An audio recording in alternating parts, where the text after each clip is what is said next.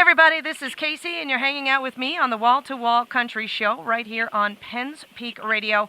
And we're very excited to have a Dove Award-winning gospel album, Southern rock gentleman, CMA Award-winning country guy. I mean, there's very few artists out there who you can honestly say has done as much as this gentleman that I am so honored and pleased to have on my show, Mr. Charlie Daniels. Hello, Charlie. How are you?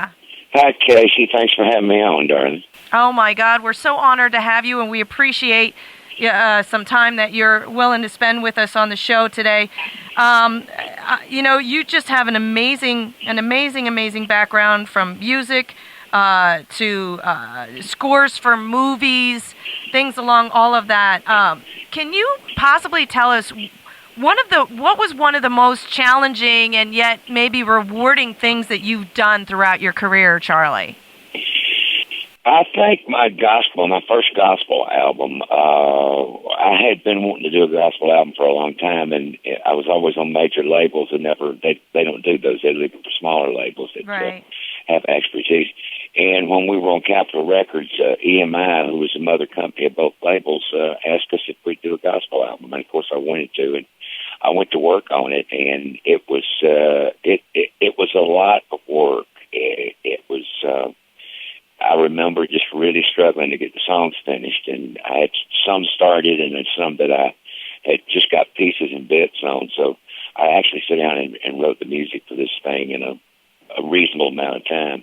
And it was very challenging. It was extremely challenging, but it was well worth it. Oh, that's awesome. And I know your fans truly enjoyed it as another, I guess you could say, kind of like side of the coin. I mean, you're like multifaceted, but it's just another side of Charlie Daniels that people have come to know and love. When you've been doing this for I don't know, over 50-some years in the business, and out of all the accolades that you've done and all the people that you've worked with, I mean, you have a list, everybody from Willie Nelson to the late B.B. King to Chris Christopherson to Tammy Wynette. Who could you say was somebody that you have not performed with that if you had the chance you would want to do some performing with? I wish I could have spent a full evening, 4 or 5 hours, just sitting and jamming and talking with B.B. King. Yeah. I never, though we'd been on the same stage. I mean, I just never got the chance to really spend extended amount of time with him, and I would love to jam with him. That's one thing I missed out on that I wish I could have put together. That's pretty amazing. He actually had played here at our venue one of the last shows, and we were so excited to have him here. And we had requested an interview, but he just wasn't feeling well. And, yeah.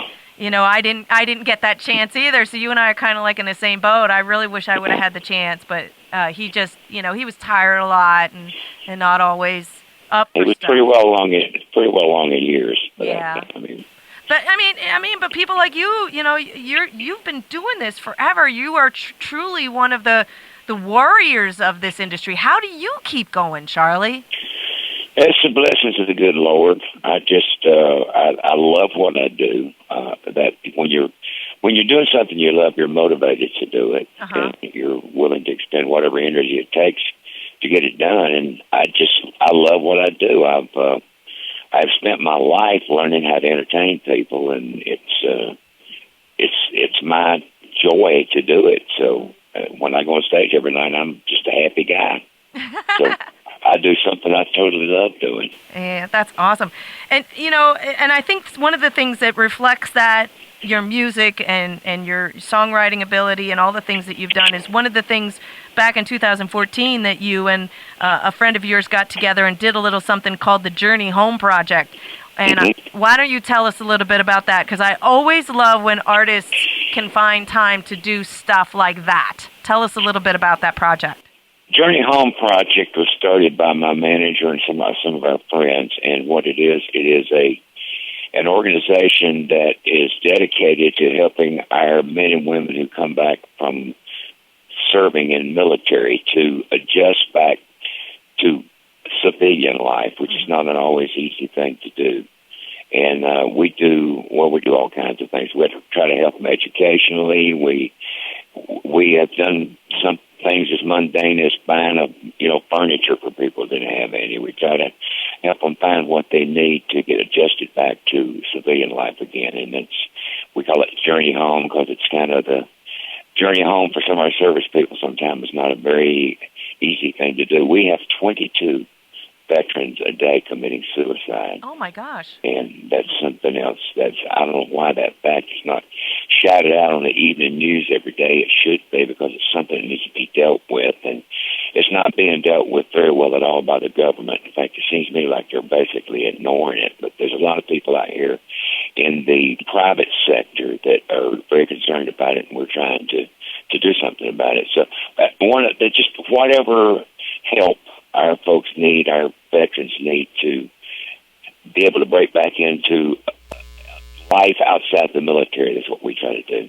Now, is that helping them medically as well? You're getting them medical attention, or is this more once they're quote unquote, back into society, where they take those steps from there? Our mission is not is described just whatever it takes, whatever the need is, okay, and whatever it takes, and however much of it that we can address. We presented a check yesterday to an organization called Shepherd's Men, who are running actually from Boston to Atlanta to raise awareness of the suicide thing and the PSTD and all the things that our veterans face. They're trying to raise $1 million, and they're going to run from Boston to Atlanta, and it just, when they got to Nashville, we presented them with a check.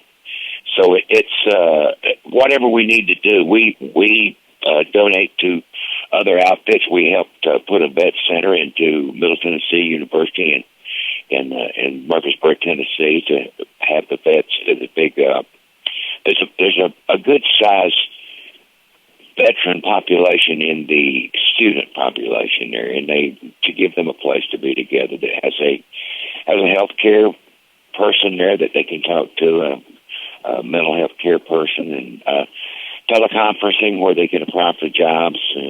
Just whatever we can do to help them get straightened out, because we owe our veterans. We owe them big time. And it's a debt we can never repay, but we can at least try. Well, Charlie, if people are listening to this and it's something that they're like, okay, well, how do we help? How do we make a donation, or what can people do to help you reach some of these goals, to help out some of these veterans? Is there websites? Tell my listening audience, if they want to help out, how can they do that? Our website is Journey Home Project, and we are very open and above board. Our books are open for public view, what we do with the money we raise and how it's expended. And if somebody would like to make a donation, we would be honored to have it. It's there's a place there on the website to do that, and it's just journeyhomeproject.com, and okay. It explains our mission, what we're about, and what we're doing.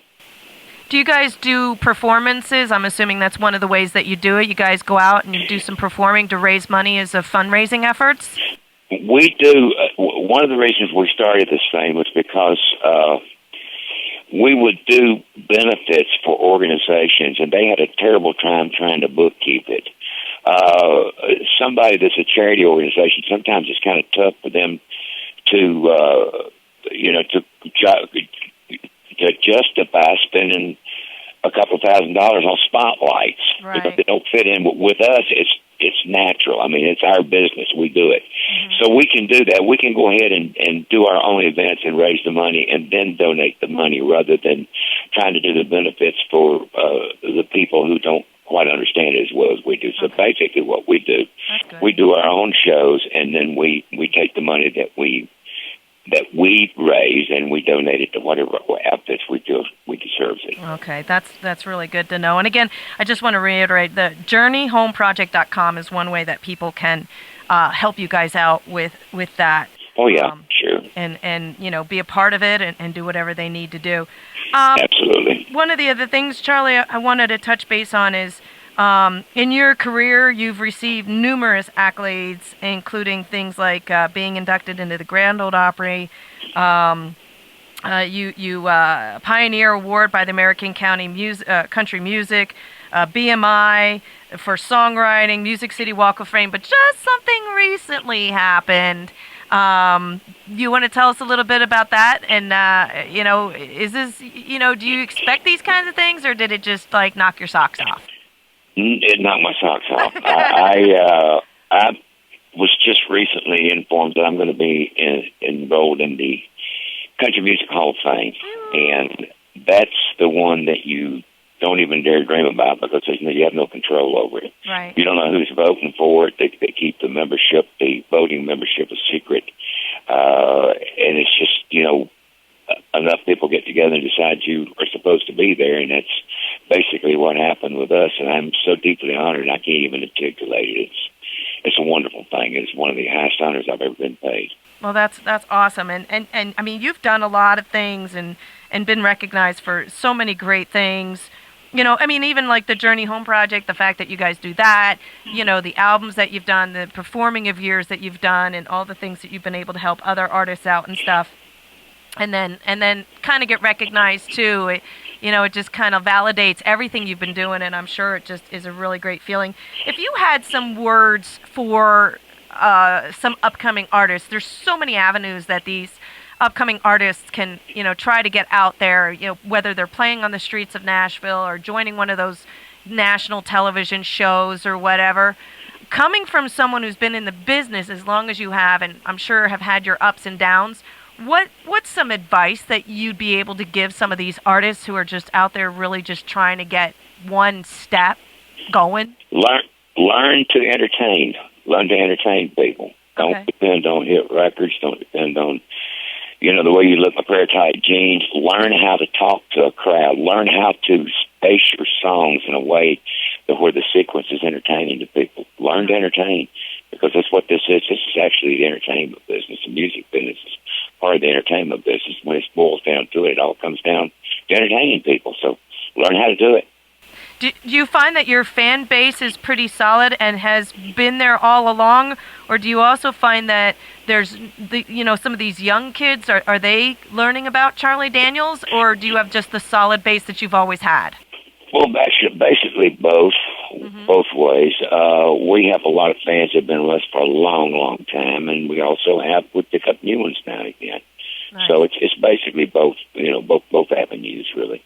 Is it fun when you're performing and maybe there's some little kids in the front and they know all the words to your songs? Is that something? Oh, sure. Pretty amazing.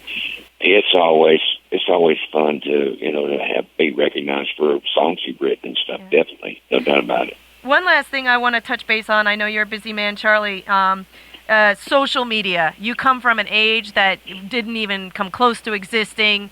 Your performances were the face-to-face. That's the only way that people could see what you look like and how to perform if they came to a show. And now social media has really expanded that or made the world smaller, depending on how you want to look at it. Do you use social media? Do you think it's advantageous to what you guys are trying to accomplish at any point? I use it every day. Every day. I do Twitter. I don't do Facebook. My son does Facebook. Okay. But I do Twitter every day. Yeah, that's absolutely. Awesome. And have for years.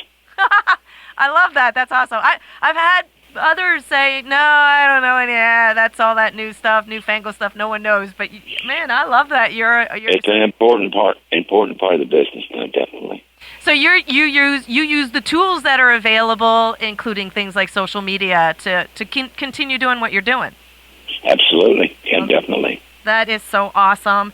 Charlie, what can we expect from you in the future? If your fans are looking forward to something new and exciting, can you give us a little wink, wink, nudge, nudge of what they can see? Well, just more of the same. We're going to be recording. We're going to be playing shows. We're going to be traveling around the country doing it. So, same old, CDB on the road. I know you've been to our venue in the past. If you ever end up at Penn's Peak again, please know that the doors to the station are always open. You're more than welcome to bop over. We're 10 feet from backstage. We'd love to have you in the studio and do a little impromptu chat. Thank you, Tammy. I appreciate that very much. Well, I'll let you go. I want to say thank you so much for your time, sir, and I really appreciate everything that you've done and calling into the show today. Thank you. Thank you, dear. All right. Have a great day. Bye-bye, sir. Thank you.